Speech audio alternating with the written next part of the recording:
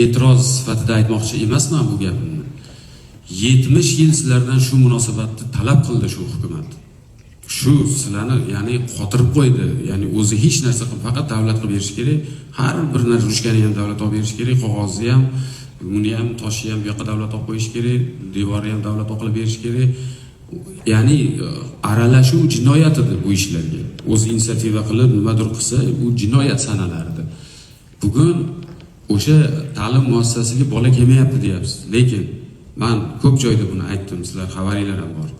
Instagramda bitta qiz temir yo'llarni nimasida arendaga joy olibdi-da, xoreograf qiz.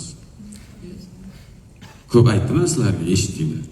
Xususiy u arendaga pul to'layapti borib birovni binosidan joy olib. Faqat juma kuni 2 soat bo'sh vaqti bor ekan, men so'rasam. Men endi tanimadim, o'zim qo'ng'iroq qilib shu bolam, qizim bermoqchiman, vaqtingiz bormi desam, kechirasiz bitta 2 soat bo'sh kunim bor, u ham juma kuniga kunduzi obed kechaman. Obeddan keyin bironta bo'sh kun yo'q, hamma maktabdan keyin o'chirib boyga qizga xoreografiyaga pul to'lab, narxini bilasizlarmi necha pul? 200 ming soat. Soatiga 200 ming deyapti bu. Demak, gap bizdami? Gap bizdami yo ota-onalarda pul yo'qmi? Qaysi biri to'g'ri? To'g'ri xulosa qaysi biri?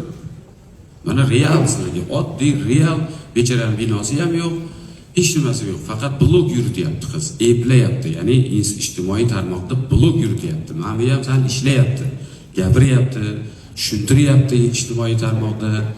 Qizlar kelsa mana bunaqa bo'ladi, raqs bilan shug'ullansa ham u raqqosa bo'ladi deb olib kelinglar qizinglarni menga deyapti. Bu asankasi to'g'ri bo'ladi, qiz bola degan narsa qaddi qomat bo'ladi, ertaga sog'lom bo'ladi, boshqa bo'ladi.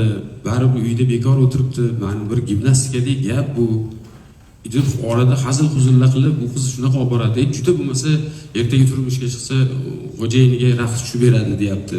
Endi mayli-da, mayli nima desa deb jozibador qilib, odam tortib olib kelib 200 mingdan o'chirib turib bolalarini o'qityapti-da.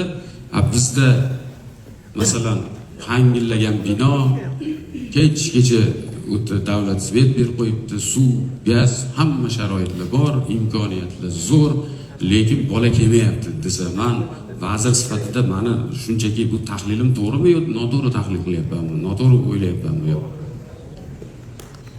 Bu ayni pedagoglarga qo'yilayotgan savol.